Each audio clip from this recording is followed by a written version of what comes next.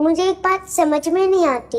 मैं आपसे पूछूं कि हम अपने से बड़ों से आप करके बोलते हैं, जैसे मैं अपने पिताजी से आप करके बोलता हूँ, आपसे आप करके बोलता हूँ।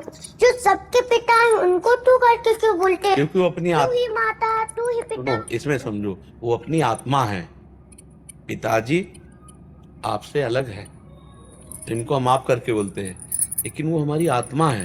ठाकुर जी, और क्या, ठाकुर जी आत्मा है ना हमारी। इसीलिए तू दयाल दीन हो, तो गोस्वामी जी अब इतने दासत्व भाव को भजने वाले, और श्री राम जी को क्या कह रहे हैं? तू, ये नहीं कह रहे कि आप दयाल दीन हो, नहीं कह, तू दयाल दीन हो, तू दानी हो, भिखारी हो, प्रसिद्ध पात की, तू पाप पुंजहारी, है ना। अच्छा, हमारे यहाँ हम अपनी श्री जी से बात करते हैं तो तू तय से बात करते हैं। अपने पदों में देखो, तू तो सखी सयानी, तय मेरी एक को न मानी, हो तो सो कहे तहारी, जुगति जुगति सो। क्योंकि वो अपनी आत्मा है। सम्मान दूसरों का किया जाता है, प्रभु हमारी आत्मा है, इसलिए समझ पा रहे ना। तो आपको गंभीर होना है। जैसे आप हमसे प्रश्न करो तो सिर्फ हमारी तरफ देख रहे हो, किसी तरफ नहीं, एकदम ऐसे नहीं। हमको चरित्रवान बनना पड़ेगा, किसी की तरफ हमें जल्दी देखना नहीं है, ऐसे नेत्र रखना है और खूब नाम जप करना है। और अब तुम सुना दो तो हम सुने तो कैसे तुम बोलते हो। तो महाराज, मैं आपको ठाकुर जी की कथा सुनाता हूँ। पर ठाकुर जी ने बड़ो सुंदर सो श्रृंगार करो, कान में कुंडल पहने, नाक में नकवीसर पहनी, आँखन में कारो कचरा लगाए के, कमर पे पीलो पैटा बांध के, उस पे बंसी अराए के, सिर पे पीली पगड़ी बांध के, उसमें बड़ो प्यारो सो मोर पंख अड़ाए के, बैजंती माला पहन के, उचकट्टी धोती पहन के, बड़ी मुस्कान से गए गोपी के पास और बोले, गोपी, अरे ओ गोपी।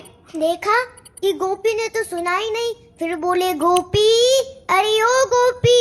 जैसे ही गोपी ने ये सुना, न देखियो कैसो लग रही हूँ, सोई गोपी ने महाराज मुंह फेर लिया। तो श्याम सुंदर बोले कि मेरे श्रृंगार में कुछ कमी है का, मेरे मोहरे पे कुछ लग रहा है का। गोपी बोली, नाय नाय महाराज, हम तो ब्रजवासी हैं, हम तो प्रसाद पावे, अमनिया ना पावे।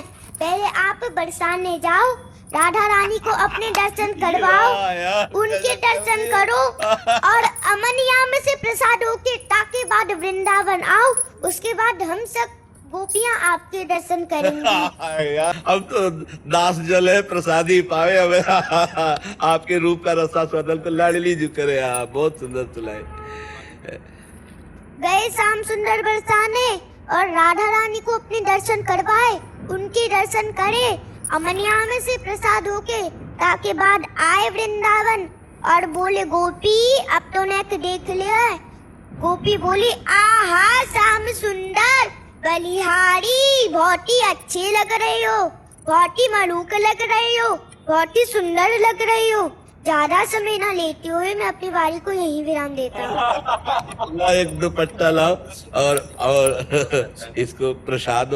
बड़ी इच्छा है आपके दर्शन करने की, तो आज ये लालसा पूरी हुई है। कथा सुनाने की भेंट आपको, ये प्रसाद है, प्रसादी करके आप अपने आशीर्वाद दे दो, बस ये बालक ऐसे ही। हाँ, तो ये सब भगवत स्वरूप ही है, आए ही है जगत मंगल के लिए। बस हाँ, बस चरित्र पर इसके ध्यान दो। साध्वी मन्यानंद सरस्वती जी। हाँ, धन्यवाद माता। पूजनीय गुरुदेव, आपके चरणों में कोटि कोटि प्रणाम। गुरुदेव भगवान, शारीरिक अस्वस्थता के कारण नाम जप व 84 जी पाठ के अलावा और कोई साधन नहीं कर पाती, इतना ही भगवत साक्षात्कार के लिए पर्याप्त है? हाँ, इतने से हो जाएगा, आप चिंता न करो। 84 हरिवंश कृत पढ़े सुने निशिभोर, छुटी 84 भ्रमंते निरखय जुगल किशोर। निरखय जुगल किशोर भोर अरु रैन न जाने, पिए रूप रस मत भयो कछु मन नाने। प्रेम लक्षणा भक्ति होए ही आनंदकारी, अरु वृंदावन वास सखी सुख के अधिकारी। कुंज महल की टहल सुख दंपति संपत्ति पाई है, जैसी रूप लाल हित प्रीति सो जो 84 गाई है। तो 84 जी गाय, मतलब 84 लाख योनियों में अब हमें नहीं जाना है। और नाम वाणी जहाँ श्याम श्यामा तहाँ, नाम वाणी सुनत श्याम श्यामा सुगत, नाम वाणी निकट श्याम श्यामा प्रगट। हमको 2 चीज मिल गई, नाम वाणी, अब इसमें परम कल्याण परम मंगल निश्चित है, तुम्हें चिंता नहीं करनी। बस या तो नाम चल रहा है या पद चल रहा है। 84 पढ़ने में भी पढ़ते पढ़ते कभी ऐसा होता है ना, मैं अपना शरीर असुस्थ रहता है तो कभी बीच में छोड़ देती हूँ, बीच में पूरा धारावाहिक नहीं पढ़ पाती हूँ। तो फिर दोबारा जहाँ समय मिले तो उसके आगे से शुरू कर दो।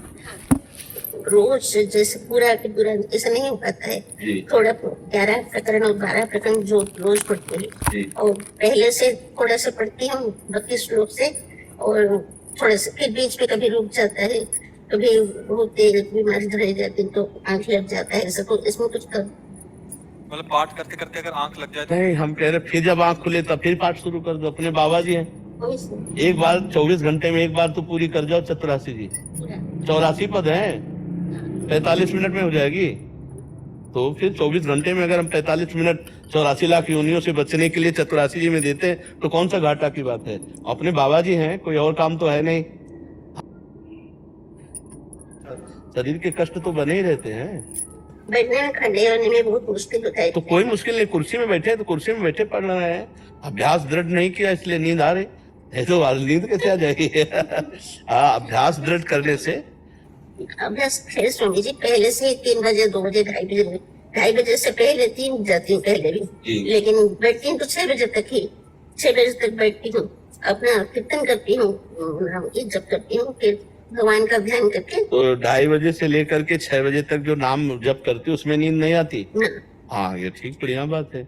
और जब पाठ शुरू करते हैं तो हो जाता है। तो फिर ऐसा हो जाता है जैसे वृद्ध शरीर है, अब आप 2:30 बजे से जगी हो तो इंद्रियां थक जाती, थोड़ी देर के लिए नींद में पहुंच जाना कोई बुरी बात नहीं इसमें, पर फिर जब जगो तब फिर उसको पाठ शुरू कर लो और शरीर का ज्यादा ध्यान ना दो। देखो ये आप है नहीं,